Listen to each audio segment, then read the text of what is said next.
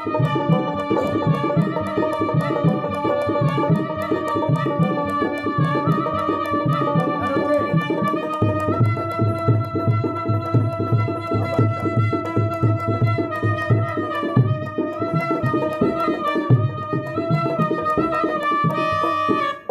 ਸ਼ਾਹ ਸਾਹਿਬ ਦੀ ਤਾਂ ਮੈਂ ਲੱਗਾ ਸੀ ਜੀ ਗੱਲ ਕਰਨ ਪੀਰਾਂ ਦੇ ਕੰਮ ਆ ਕਿ ਮਰੀਦਾਂ ਨੂੰ ਨਾਲ ਲੈ ਕੇ ਟੁਰਨਾ। ਤੋ ਕਿਸੇ ਮਰੀਦ ਨੂੰ ਮੇਰੇ ਵਰਗੇ ਨੂੰ ਵਿਹਲਾ ਦੇਖ ਲਿਆ ਵੀ ਪੀਰ ਸਾਹਿਬ ਕਹਿੰਦੇ ਸਾਡੇ ਨਾਲ ਚੱਲ ਅਸੀਂ ਦੌਰੇ 'ਤੇ ਜਾਣਾ। ਹੁਣ ਪੀਰ ਦਾ ਸ਼ੌਕ ਸੀ ਵੀ ਜਿੱਥੇ ਜਾਣਾ ਕੱਦੂ ਲੰਗਰ ਉਹਨਾਂ ਨੂੰ ਕਹਿਣਾ ਵੀ ਕੱਦੂ ਪਕਾਓ। ਇਹਨਾਂ ਦੀ ਆਪੋ ਆਪਣੀ ਮਰਜ਼ੀ ਹੁੰਦੀ ਪੀਰਾਂ ਦੀ, ਕੋਈ ਬੱਕਰੇ ਦਾ ਗੋਸ਼ਤ ਖਾਂਦਾ, ਕੋਈ ਮੁਰਗੇ ਦਾ ਖਾਂਦਾ, ਕੋਈ ਦਾਲਾਂ ਖਾਂਦਾ, ਕੋਈ ਕੱਦੂ ਖਾਂਦਾ। ਉਸ ਮਰੀਦ ਦਾ ਕੰਮ ਸੀ ਕਿ ਮੈਂ ਉਹਦਾ ਕੱਦੂ ਨਾਲ ਕੇਸ ਚੱਲਦਾ ਸੀ, ਪੀਰ ਸ਼ੌਕ ਨਾਲ ਕੱਦੂ ਖਾਂਦਾ ਸੀ। ਹੁਣ ਤਕਦੀਰ ਖੁਦਾ ਦੀ ਉਹ ਮਰੀਦ ਜਿੱਥੇ ਵੀ ਜਾਵੇ ਉਹਨੂੰ ਕੱਦੂ ਪੱਕਿਆ ਮਿਲੇ। ਉਹ ਅੱਕ ਗਿਆ ਤੇ ਉਹਨੇ ਕਿਹਾ ਯਾਰ ਮੈਂ ਪੀਰ ਤੋਂ ਛੁੱਟੀ ਕਰਕੇ ਦੇਖਣਾ। 2-4 ਦਿਨਾਂ ਦੀ ਛੁੱਟੀ ਕੀਤੀ ਤੇ ਕਿਸੇ ਸੱਜਣ ਬੇਲੀ ਕੋਈ ਭੈਣ ਭਰਾ ਕੋ ਰਹਿ ਪਿਆ ਕਿਸੇ ਚੱਕ 'ਚ, ਤੇ ਬਾਬੇ ਨੂੰ ਕਹਿੰਦਾ ਜੀ ਮੈਂ 5-7 ਦਿਨਾਂ ਨੂੰ ਫਲਾਣੇ ਚੱਕ 'ਚ ਆ ਜਾਵਾਂਗਾ। ਉਹ ਜਿੱਥੇ ਜਾਵੇ ਉਹ ਕਹਿਣ ਬਾਬੇ ਹੁਣੀ ਆਏ ਸੀ ਲੰਗਰ ਖਾ ਕੇ ਗਏ ਆ, ਤੂੰ ਵੀ ਖਾ ਲਾ। ਉਹ ਕਹੇ ਯਾਰ ਮੈਂ ਨਹੀਂ ਖਾਣਾ, ਕੀ ਪੱਕਾ ਕੱਦੂ ਨਹੀਂ ਖਾਣਾ। ਅਖੀਰ ਉਹ ਉਹਨੇ ਕਿਹਾ ਯਾਰ ਬਾਬੇ ਨੂੰ ਛੱਡਿਆ ਵੀ ਕੱਦੂ ਫੇਰ ਨਾ ਮਗਰੋਂ ਲਿੱਥਾ। ਇੱਕ ਮਰੀਜ਼ ਨੇ ਦੱਸਿਆ ਭੇਜ ਕੇ ਪੈਗਾਮ ਮੰਗਾ ਕੇ ਉਹਨੂੰ ਬੁਲਾਇਆ ਵੀ ਫਲਾਂ ਜਗ੍ਹਾ 'ਤੇ ਆਈ, ਇੱਥੇ ਮੇਰੇ ਕੋਲ ਪੀਰਾਂ ਨਾਲ ਆਉਣਾ। ਉਹ ਜਦੋਂ ਉੱਥੇ ਪਹੁੰਚਿਆ ਸਾਈਕਲ 'ਤੇ ਗਿਆ ਤੇ ਉਹਨੇ ਕਿਹਾ ਤੂੰ ਇੱਦਾਂ ਕਰ, ਇੱਥੇ ਚੌਂਤੇ 'ਤੇ ਸਾਈਕਲ ਖੜਾ ਕਰਕੇ ਨਾ ਤੇ ਆ ਦੂਸਰੇ ਕਮਰੇ 'ਚ ਬੈਠੇ ਬਾਬੇ ਹੁਣੀ ਉਹਨਾਂ ਨੂੰ ਜਾ ਕੇ ਮੈਂ ਲੰਗਰ ਲੈ ਕੇ ਆਇਆ। ਉਹ ਹੁਣ ਸਾਈਕਲ ਜਦੋਂ ਚੜਾਇਆ ਚੌਂਤੇ 'ਤੇ ਦੇਖਣ ਲੱਗਾ ਤੇ ਬਾਰੀ ਦੇ ਵਿੱਚ 2 ਕੱਦੂ ਪਏ। ਉਹ ਦਰਵਾਜ਼ੇ ਦਾ ਕੁੰਡਾ ਲੱਪਿਆ ਖੋਲ੍ਹਣਾ। ਉਹਨੇ ਕਿਹਾ ਅੱਲਾ ਦਿਆ ਬੰਦਿਆ ਤੂੰ ਇੱਧਰ ਬਾਬੇ ਹੁਣੀ ਬੈਠੇ, ਤੂੰ ਇੱਧਰ ਕਿੱਧਰ ਵੜਦਾ ਜਾਂਦਾ। ਕਹਿੰਦਾ ਯਾਰ ਠਹਿਰ ਜਾ ਕੇ ਕੱਦੂ ਚੱਕ ਕੇ ਅਲਮਾਰੀ 'ਚੋਂ ਰੱਖ ਕੇ ਚੌਂਤੇ ਦੇ ਉੱਤੇ ਡਾਂਗ ਮਾਰ ਕੇ ਜੋੜ ਕੇ ਕਹਿੰਦਾ ਮੈਂ ਪਤੰਦਰੋਂ ਆਉਣਾ ਸਾਈਕਲ 'ਤੇ, ਤੁਸੀਂ ਪਤਾ ਨਹੀਂ ਕਾਹਦੇ 'ਤੇ ਆ ਜਾਂਦੇ ਮੇਰੇ ਤੋਂ ਮੋਹਰੇ ਬੈਠੇ।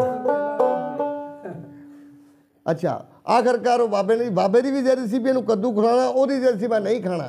ਇੱਕ ਮਰੀਜ਼ ਦੇ ਉਹਦਾ ਦਾਲ ਲੱਗ ਗਿਆ, ਬਾਬੇ ਹੁਣੀ ਸੌਂ ਗਏ। ਉਹਨੇ ਕਿਹਾ ਯਾਰ ਗੱਲ ਇਹ ਆ ਵੀ ਲੰਗਰ ਪਕਾਉਣਾ, ਬਾਬੇ ਹੁਣੀ ਸੁੱਤੇ ਪਏ, ਕੀ ਪਕਾਵਾਂ। ਕਹਿੰਦਾ ਕੁੱਕੜ ਪਕਾ ਲਾ ਦੇਸੀ।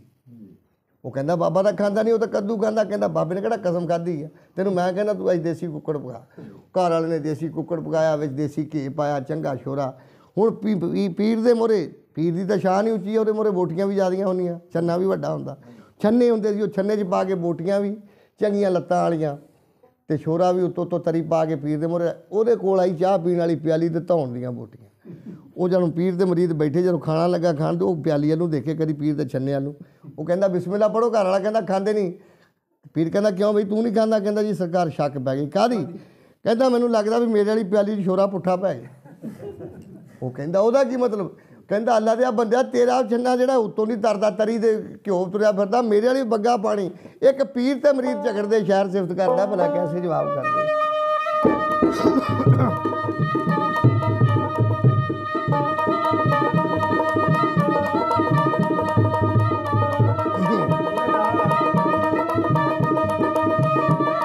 ਨਾਲ ਰਲ ਕੇ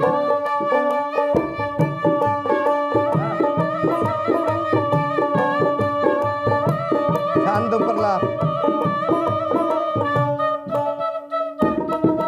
ਦੇਖ ਕੇ ਖਿਆਲ ਨਾ ਬਈ। ਪੀਰ ਨੂੰ ਮਰੀਦ ਕਹਿੰਦਾ ਹੱਥ ਜੋੜ ਕੇ ਵੇਖਿਓ ਜਨਾਬ ਜ਼ਰਾ ਮੌਕਾ ਮੋੜ ਕੇ। ਮੇਰੀ ਤਾਂ ਪਿਆਲੀ 'ਚੋਂ ਤਾਰੀਰ ਲੈ ਗਿਆ, ਰੱਬ ਜਾਣੇ ਸ਼ੋਰਾ ਇੱਧਰ ਪੁੱਠਾ ਪੈ ਗਿਆ। ਪੀਰ ਕਹਿੰਦਾ ਚੁੱਪ ਬੇਵਕੂਫਾ ਜਾਣ ਦੇ, ਓਏ ਲੱਗੀ ਬੜੀ ਭੁੱਖ ਸਾਨੂੰ ਖਾਣਾ ਖਾਣ ਦੇ। ਸਬਰ ਦਾ ਮਕਾਮ ਬੋਲਣਾ ਨਹੀਂ ਚਾਹੀਦਾ, ਖਾਣਾ ਜਿਹੜਾ ਆਵੇ ਸ਼ੁਕਰ ਕਰਕੇ ਖਾਈਦਾ।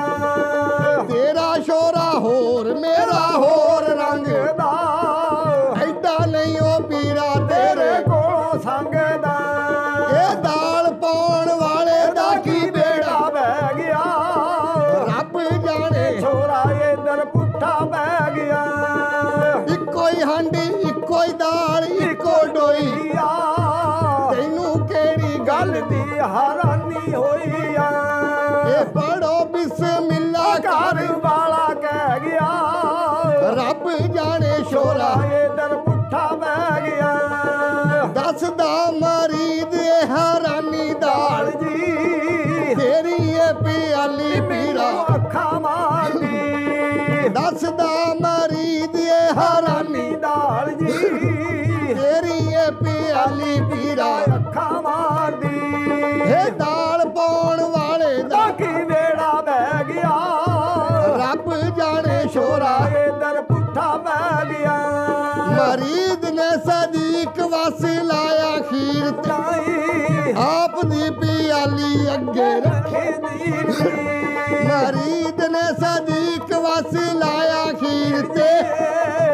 ਸ਼ਰਾਬ ਦੀ ਪਿਆਲੀ ਅੱਗੇ ਰੱਖੀ ਵੀਰ ਦੇ ਇਹ ਬੋਟੀਆਂ ਦਾ ਛੰਨਾ ਤੂੰ ਲਾਭ ਲੈ ਗਿਆ ਰੱਬ ਜਾਣੇ ਛੋਰਾ ਇਧਰ ਪੁੱਠਾ ਪੈ ਗਿਆ ਇਹ ਬੋਟੀਆਂ ਦਾ ਛੰਨਾ ਤੂੰ ਕੇ ਆਪ ਲੈ ਗਿਆ ਰੱਬ ਜਾਣੇ ਛੋਰਾ ਛੋਰਾ ਇਧਰ ਪੁੱਠਾ ਪੈ ਗਿਆ ਇਹ ਸਾਡੇ ਤੇ ਵੀ ਪੁੱਠਾ ਪਾਇਆ ਅੱਜ